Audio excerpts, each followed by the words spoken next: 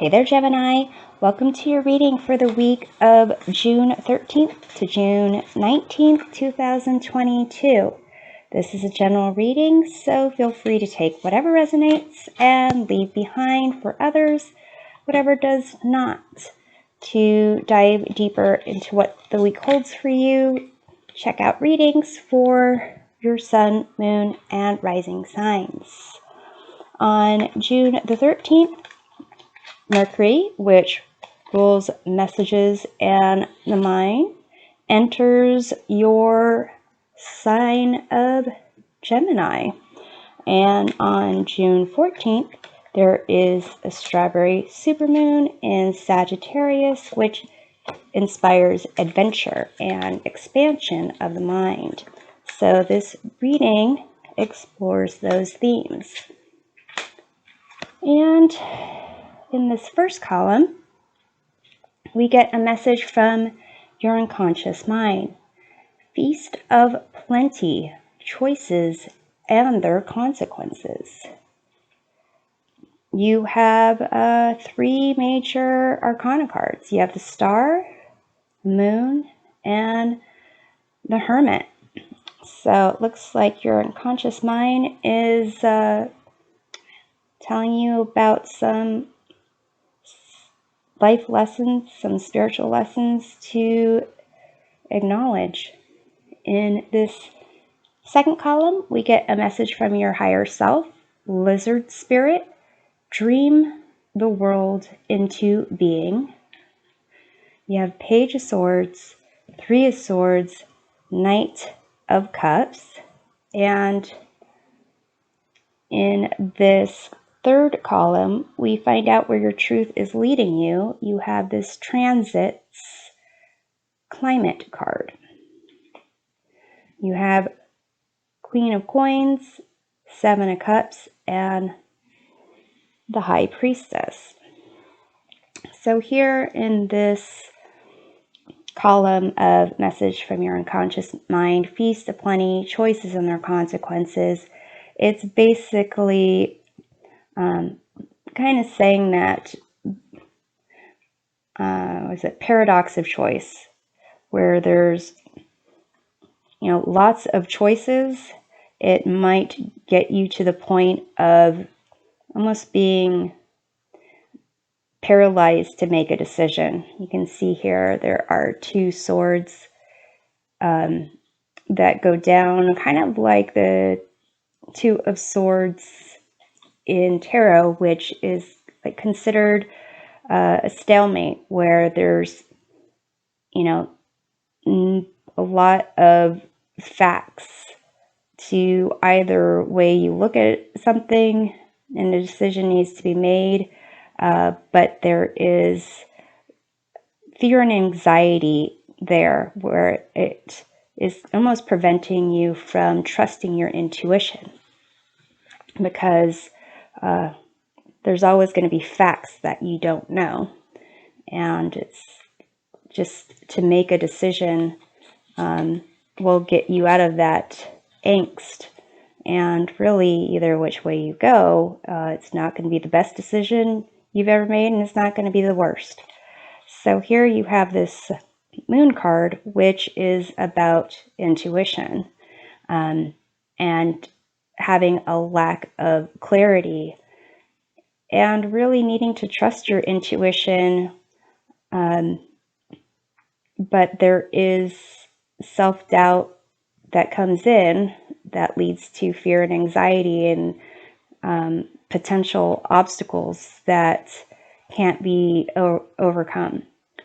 With the Star card, there is a sense of clarity and balance and hope, and looking at things from like the brighter side of things, as opposed to looking at a situation for its potential downfalls. And with the Hermit here, it's the understanding that whichever decision you go, whichever choice you make, it's your one journey that you have in this lifetime, and that you're constantly learning from your experiences, and that's what gives the Hermit their wisdom. And there's always going to be a new decision for you to choose. So it's almost not even about the choices, but it could be just concerned about committing to something, committing to a decision, to having to defend your belief. But really, it's just about trusting your intuitions, trusting that there's not obstacles. Life isn't just made of, it's not just an obstacle course. There's different experiences that you can have. There's not one wrong and one right of things, or multiple wrongs and only one right of things, I should say. But really, just going on the journey is the best way to approach a situation. And here, if you are stuck in analyzing any one thing, then you're kind of not exploring the potential. So let's take a look at this moon card here.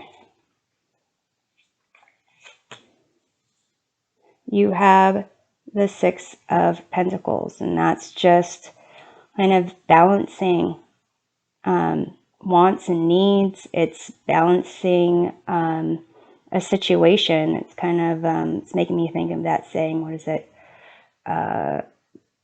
6 in one hand, half a dozen in the other. It's just like, it's neither here nor there. It's almost all the same. And ultimately, things will equal out. They'll balance out.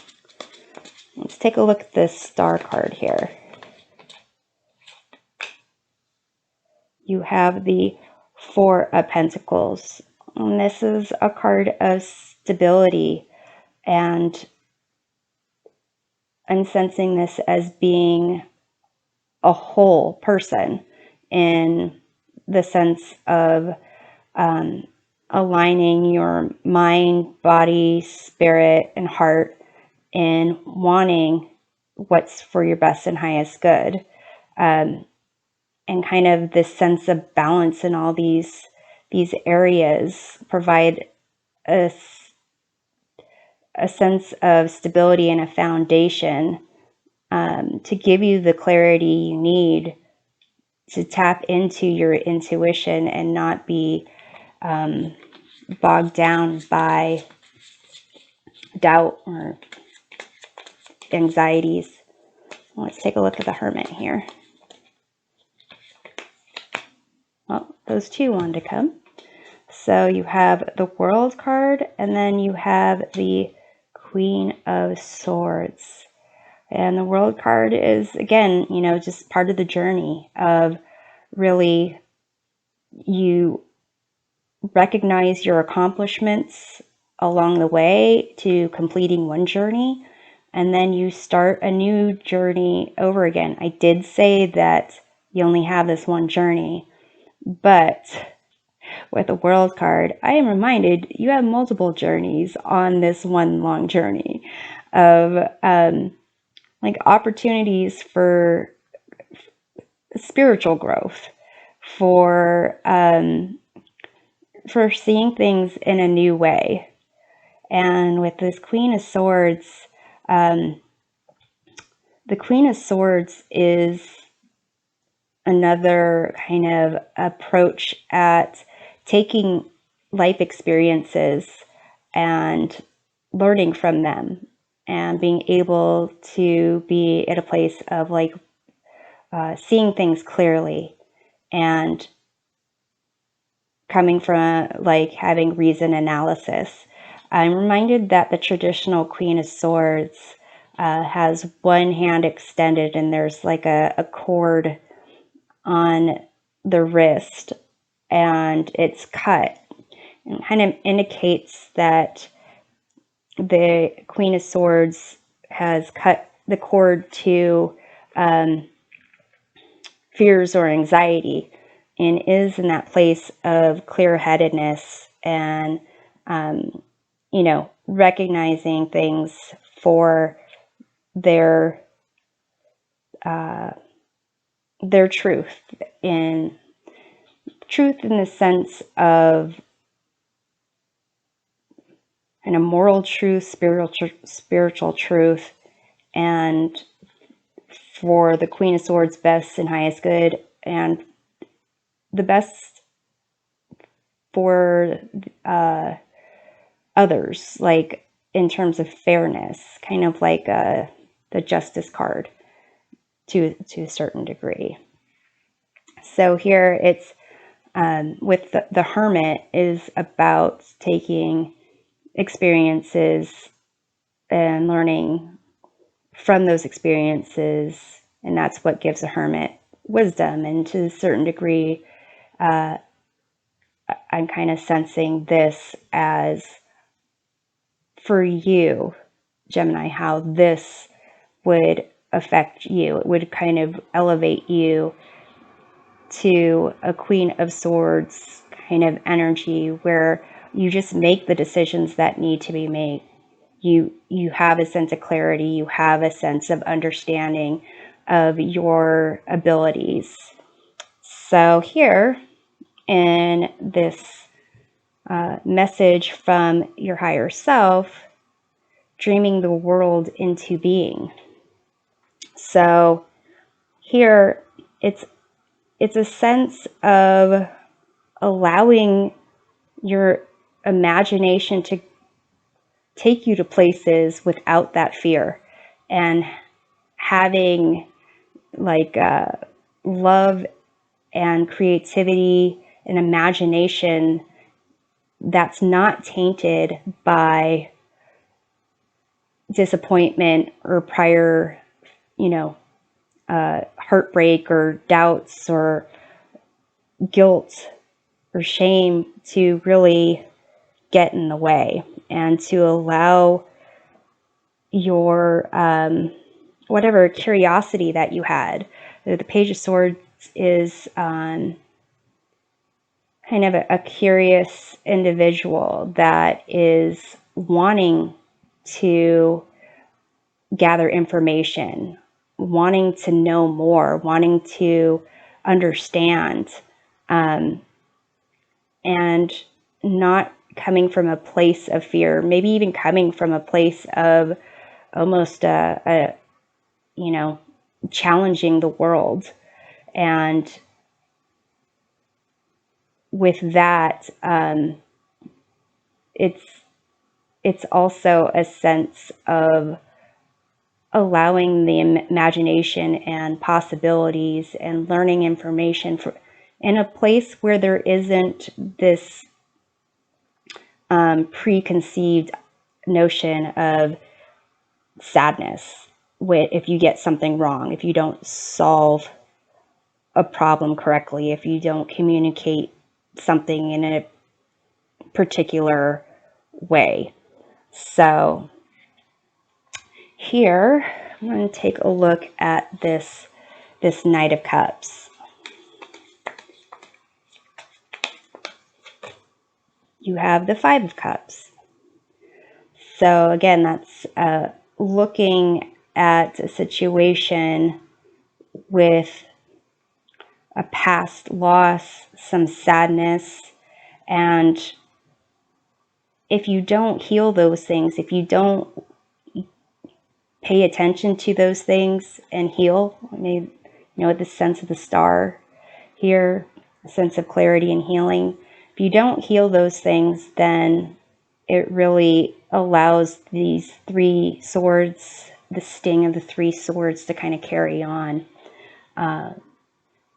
not saying to wallow in past sadness, but if you find that, prior disappointments, losses, sadness, when it comes to pursuing, what your heart wants, what your creativity wants, imagination wants, if that is almost preventing you from pursuing those things, then definitely take a look at those, because the Knight of Cups is how, those messages of imagination, creativity, love get communicated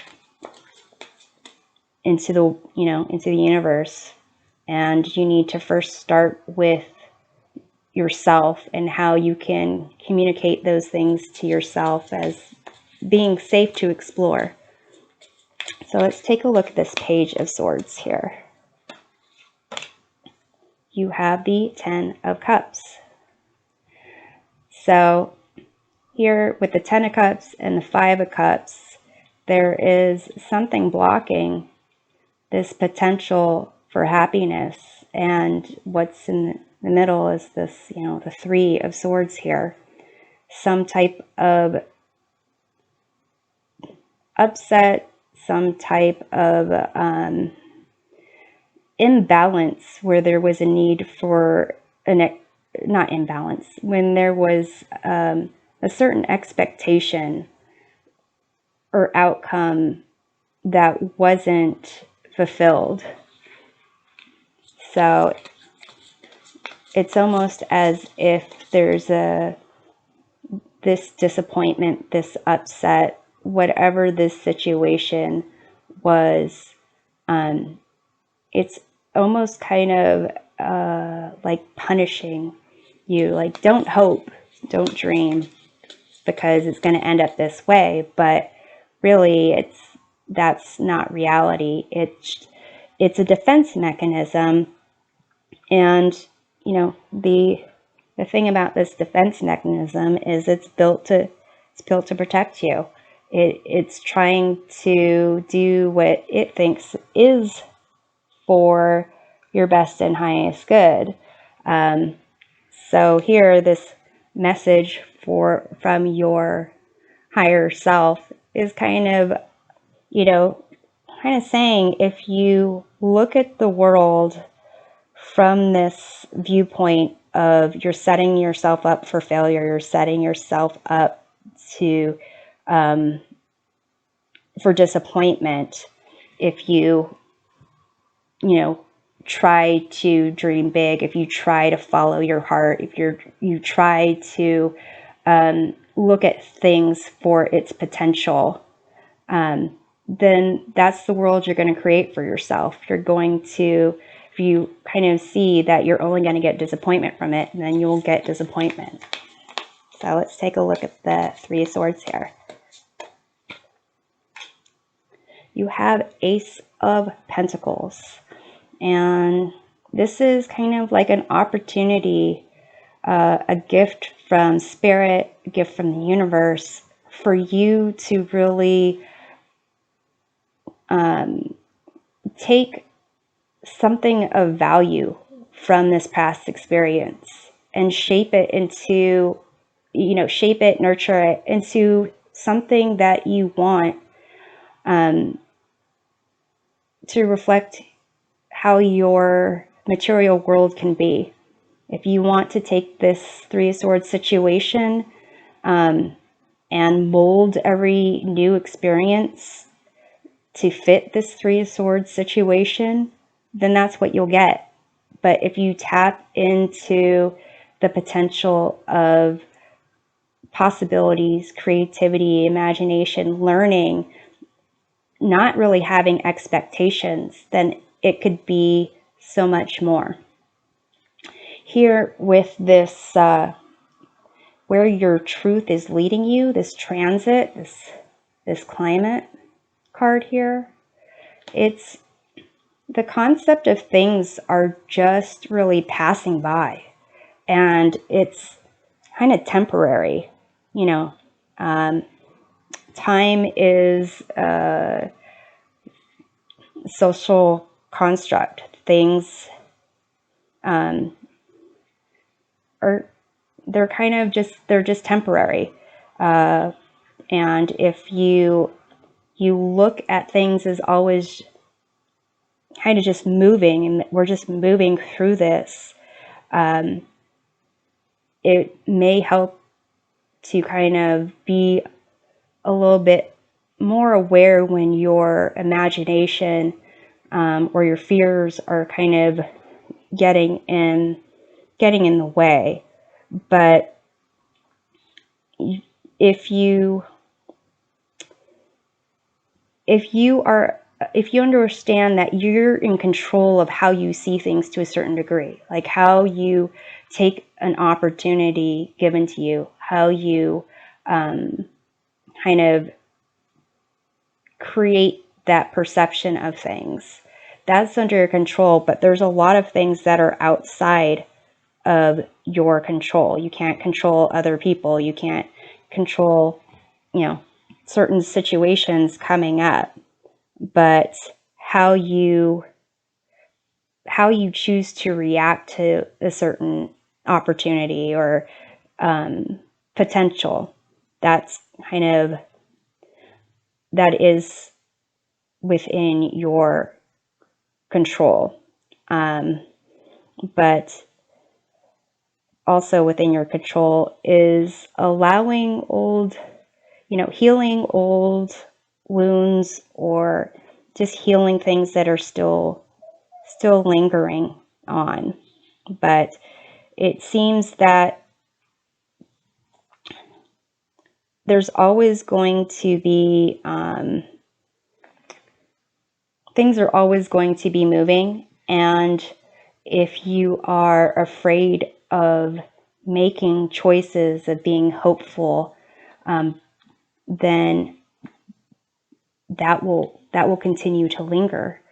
With the Seven of Cups here, it's a sense of imagination, potential outcomes, and you can fill these cups with whatever you want. You can fill them with scary possibilities, but you might be happier filling them with really amazing possibilities. With the Priestess here, it is again tapping into your intuition, kind of like what you do with this Moon card, where there's this lack of clarity. And trusting your intuition is, when things are constantly changing, things are outside your control, that is something that you'll need. With the Queen of Coins or Queen of Pentacles, this is an energy of really being nurturing, practicing self-care, managing your time, your money well, being able to live a healthy lifestyle. Like, these are the things within the Queen of Coins control. Being connected to their environment, nurturing themselves, nurturing others, and being in their best selves. With this Four of Pentacles, where they're aligned with their mind, body, spirit, and emotions, being at the best place to be. It's almost as if the Queen of Coins doesn't matter what comes along. The Queen of Coins is taking care of themselves. They're taking care of their business, their homes. They're doing what they can with what they can control. So let's take a look at the Seven of Cups here. It's the Hermit again, and a sense of, recognizing when there are There are tests to what you want, tests of certain outcomes, the things that you desire. And the Hermit desires that wisdom and gaining that experience. So to the Hermit, it almost doesn't matter what you fill these cups with, but for most of us, we do. And here it's, the opportunity, you have the opportunity to dream the world into being. What are you going to fill in those cups? Are you going to fill it with scary things? Are you going to fill it with acknowledgments of, how far you've come, what you've been able to accomplish, the wisdom you've been able to gain so far, the clarity that you've been able to gain, and, cutting away fear and anxiety? Let's take a look at the High Priestess. You have the King of Swords. And this is really where that Gemini aspect comes in, where swords are associated with the element of air, and so are kings. So this is like double air. This is the twins. This is this concept of really being rigid and approaching a certain situation. And here, the King of Swords, with whatever boundaries that were set up, whatever rules that are set up, whatever type of authority the King of Swords has, when things are constantly in flux and things are constantly moving, the King of Swords is even at a disadvantage unless there is a tap into this intuition, because this is really acting, just doing, action and assessment, and following rules. Here with the priestess, it's trusting intuition, going with the flow, connecting with the environment, connecting with your higher self, and recognizing what to do based on the fact that there is no complete control that you can have over a situation. Let's see what's going on with the Queen of Coins. You have the Knight of Swords. So with a Knight of Swords, this is another card of just like jumping into action, not necessarily being grounded, not necessarily having a plan, and it's like a knee-jerk reaction based on this like impulsive need to do something, possibly because there is this, sense of indecision when it comes to the choices presented. But,